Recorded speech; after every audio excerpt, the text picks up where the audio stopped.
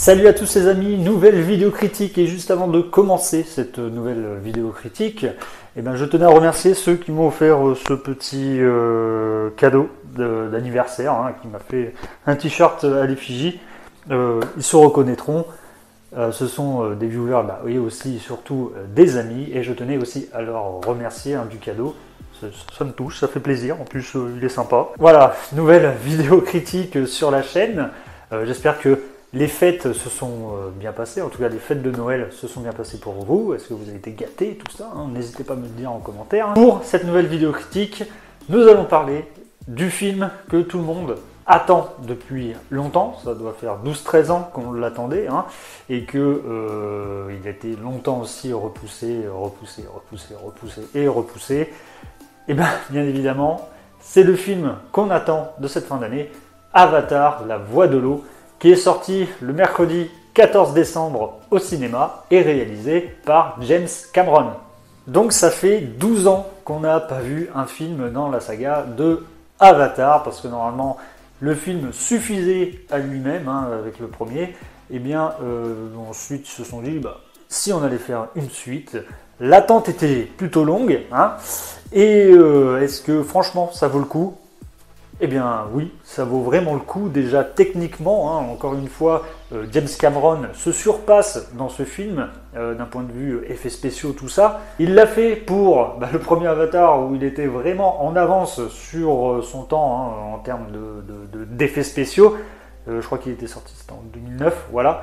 Eh bien là encore une fois, il a pris encore une longueur d'avance, contrairement à d'autres films qui utilisent aussi beaucoup d'effets spéciaux. Moi, là, avec ce film-là, Avatar prouve qu'encore une fois, ça ne sert à rien de se précipiter pour faire des films, etc.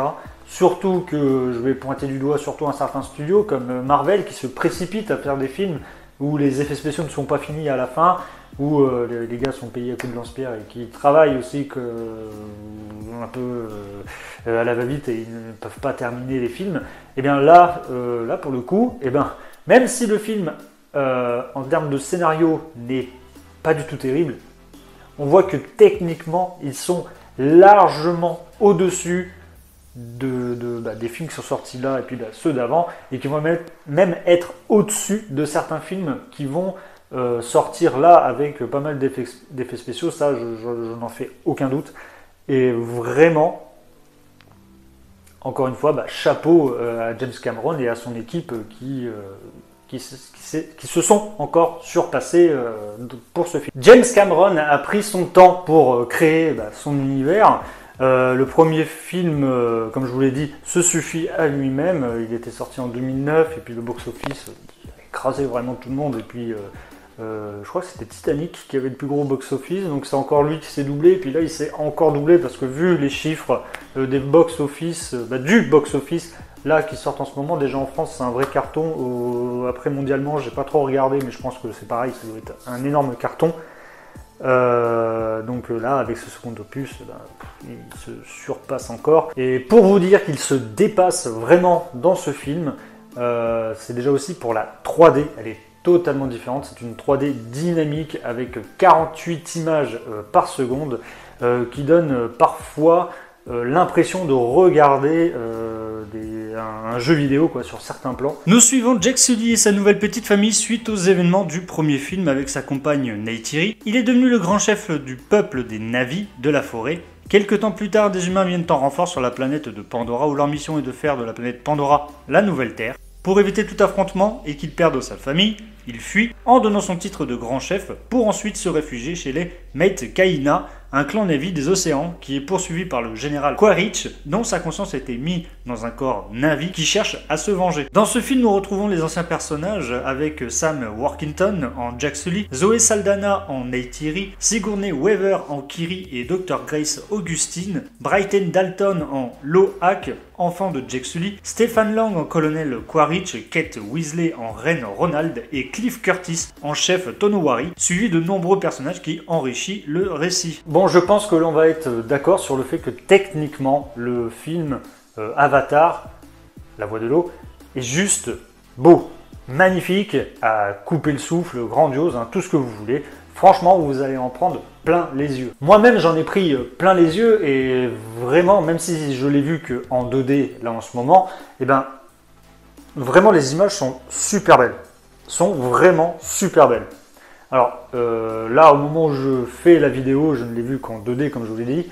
Peut-être que j'irai le voir là prochainement en 3D avec des amis. Peut-être que je ferai un petit retour dessus hein, à la différence en 3D parce que je suis pas très fan de la 3D de base. Donc peut-être qu'avec ce film là normalement il est étudié pour, donc normalement il devrait être bien.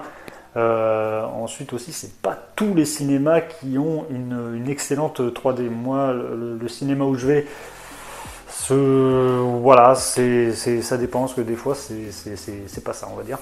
Et aussi bon, il n'y a pas forcément les films qui sont étudiés pour dont j'ai regardé le film en 3D. Donc voilà, je pourrais pas vous dire ce que ça donne en 3D, mais je pense que si le film est fait et étudié pour la 3D, je pense que les gens qui l'ont vu en 3D vont trouver ça vraiment génial. Tout est détaillé au moindre détail, hein, que ce soit l'eau, que ce soit les textures des personnages, même la peau. Des fois, on se focalise sur les personnages, et puis même les jeux de lumière, tout ce qui est la couleur et tout, c'est vraiment tout détaillé sur les personnages. C'est vraiment un truc de dingue. C'est de même pour la faune locale de Pandora, c'est pareil, hein, tout comme le premier où vraiment c'était vraiment magnifique. Et ben là pour le deuxième, voilà, c'est exactement pareil, voire même mieux, hein, parce que je sais qu'il avait utilisé une caméra qui est pour la 8K, donc en gros dès que le film sortira, je sais qu'il y a des téléviseurs qui ont commencé à sortir qui sont en 8K. Je sais pas si en France ça s'est un peu répandu. Bon, je sais qu'au Japon ils filment et ils regardent les émissions de télé et tout comme ça en 8K. Eux ils sont déjà à des années-lumière de nous. Mais je sais qu'il y a des télés qui le font, je crois que ça doit être Samsung ou quoi. En tout cas, pour l'instant, c'est pas très répandu. Pour l'instant, déjà qu'on a du mal à vendre la 4K. Alors, imaginez la 8K, si elle sort maintenant, ce serait un peu... voilà. Et puis aussi, hein, par rapport à ce qu'il a dit chez Marvel, hein, que vous êtes fan de Marvel ou autre, ceux qui ont vu le film Avatar, logiquement... Vous pouvez pas le contredire parce qu'il y a une question qui a été posée si en termes d'effets spéciaux vous allez être le film allait être au même niveau qu'un Marvel. Il a répondu que comme quoi normalement non, là ils sont à des années-lumière et tout, et que Marvel à côté voilà, c'est tout petit, hein, qu'ils ne jouaient pas dans la même cour. Et en voyant le film, là tu peux te dire oui, hein, déjà que Marvel eux ils finissent pas les effets spéciaux dès que le film sort.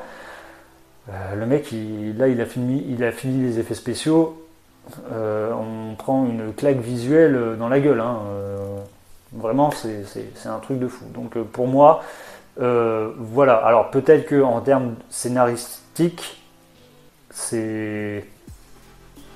voilà, ça vole pas très haut. Hein, c'est exactement dans la même structure narrative que le premier. Mais voilà, hein, si Marvel prenait son temps, hein, peut-être qu'il y aurait des films potable et bien fait, mais voilà, la précipitation et vouloir tout faire vite, c'est pas forcément la meilleure des choses. Donc en termes de scénario, oui, on va dire que ça c'est vraiment le gros bémol du film, hein, c'est que c'est pas forcément quelque chose comment on pourrait dire, de complexe, c'est plutôt un scénario simple, hein, exactement comme le premier. Je trouve que la structure est exactement la même. C'est presque un copier-coller, on va dire. Après, il y a toujours son discours d'écolo. Là, on va dire qu'il y avait aussi un petit peu de la chasse à la baleine. Hein. Pareil, hein, on touche encore l'écologie, la chasse, et puis comment... Il y a un petit peu aussi ça parle un peu de différence, hein, de racisme et tout, quoi, en quelque sorte. Et voilà. Après, le film est dans le même concept qu'un film des années 90, quoi. Hein. Il y a les gentils, les méchants, les militaires qui arrivent, qui sont des clichés, des militaires, quoi. Hein. Le méchant humain soldat qui arrive sur la Terre et puis va sur la planète de Pandora et qui veulent tout détruire. Dans t'en as une qui mâche le chewing-gum, t'as machin, les gros bras, puis t'en as un qui a sa seule réplique qu'il a, c'est je vais défoncer tout le monde, c'est un peu comme ça, hein, comme si c'était Stallone dans Rambo. Mais voilà, sinon ça se limite pas à grand chose, et puis même le personnage, le méchant, hein, pareil, ouais, on va dire que ta gueule, c'est magique, hein. C'est le mec, il a réussi à prendre sa conscience pour ensuite la mettre dans un avatar, et donc c'est pour ça qu'il reste en vie, mais c'est pas forcément lui, mais ça reste lui.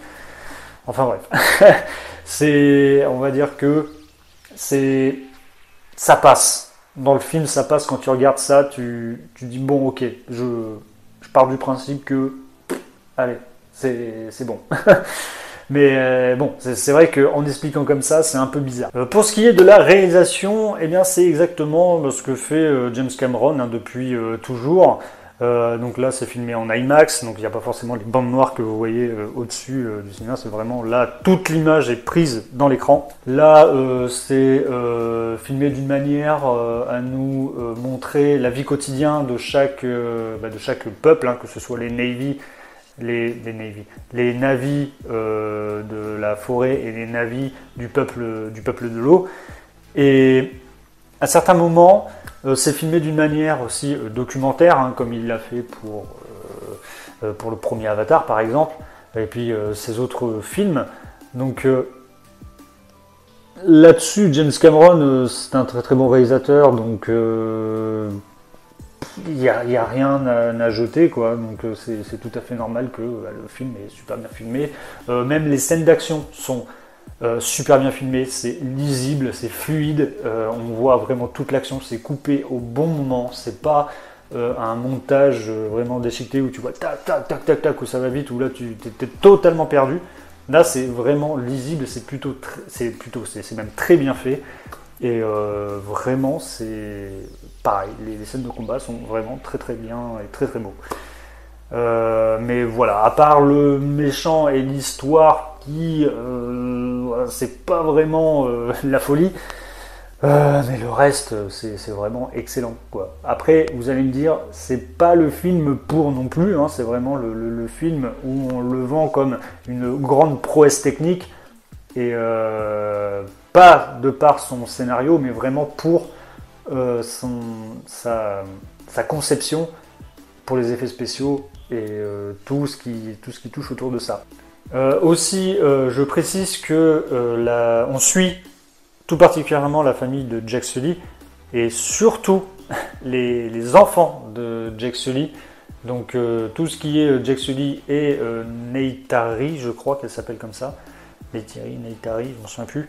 Eux, ils sont un petit peu plus mis de côté et on voit quand même un peu plus de Jack Sully, mais on voit surtout ses enfants. Je pense que l'intrigue se tourne autour des enfants, et même pour les prochains films, je pense pas qu'on va s'intéresser beaucoup. Lui et elle vont être là vraiment pour un peu comment dire, suivre les enfants, etc. Je pense que c'est eux qui vont être vraiment centrales à l'intrigue principale de tous les autres films. Neytiri, je sais pas comment ça s'appelle. Je m'en souviens plus du nom exact, ça m'énerve un peu. Mais voilà, en gros, elle est encore plus mise de côté, surtout qu'elle était vraiment centrale à l'histoire dans le premier. Là, elle est vraiment mise de côté et on la voit très très peu, à part faire le rôle de la mère qui est là pour ses enfants, etc. Aussi lors des combats, parce qu'elle est vraiment là aussi pour se battre, pour montrer que c'est vraiment une femme forte, hein, comme la chef, la chef du peuple de l'eau, hein, des navis de peuple de l'eau, qui s'appelle Kiri. Voilà, qui montre que quand même c'est vraiment des femmes fortes. Donc on va dire que le scénario ne dévoile pas tout, hein, déjà sur l'intrigue de ces enfants, surtout en particulier une qui est un peu étrange, hein. On nous montre des trucs mais on sait pas tout encore et il nous a pas tout dévoilé. Quand même en 3 heures du film ils nous ont presque rien dévoilé sur cette fille là, juste que pourquoi elle a autant de comment dire, de pouvoir, on va dire, qu'elle arrive à contrôler à contrôler plein de trucs, en fait. Voilà, donc on aura peut-être les réponses, ou un petit peu plus de réponses, hein, petit bout par petit bout, dans chaque film, dans les suites. Donc, en conclusion, le film est loin d'être parfait. Pour moi, c'est vraiment un très beau film et excellent, et comme je vous le dis, moi, si le scénario est simple, mais qu'on me propose quelque chose de visuellement beau et qu'on m'en met vraiment plein la vue, moi, j'accepte. Ça me dérange pas que le scénario soit simple et qu'on me donne pas un scénario complexe. Si on me l'a vendu comme un film qui est là pour ses prouesses techniques, voilà. Si on me le vendait comme quelque chose de complexe ou quoi que ce soit, puis je suis arrivé, je dis bah, le scénario il est simple, c'est vraiment de la merde. Ok, là je me suis dit vous êtes un petit peu foutu de ma gueule, mais bon, là le film est vendu pour être quelque chose de une prouesse technique en fait. Donc moi après, au-delà de ces 3 heures de film, j'ai pas senti j'ai pas regardé ma montre toutes les heures pour dire c'est quand que ça se termine, machin et tout. Mais il y a eu des moments où il y a eu quelques longueurs, par exemple, pour nous montrer comment vit le peuple de l'eau, hein, parce qu'il fallait que la famille de Jacques Sully soit acceptée par le peuple. Et voilà, il y avait juste quelques passages comme ça qui étaient un peu longs, mais sinon après c'était voilà, c'était pas non plus très dérangeant. Donc voilà, en gros j'ai passé un excellent moment devant le film, pas forcément oubliable et pas forcément non plus l'excellent film qui mérite d'être le top 1 de l'année de 2022. Bon bah voilà, hein, vous avez eu mon avis sur le film Avatar 2, La Voie de l'eau, qui est disponible au cinéma, je pense qu'il doit rester très très longtemps. Donc n'hésitez pas à me laisser un commentaire si vous avez vu le film et de ce que vous en avez pensé. N'hésitez pas aussi à laisser un petit pouce bleu si vous avez aimé la vidéo. Et abonnez-vous à la chaîne. Moi je vous dis à une prochaine vidéo. Ciao!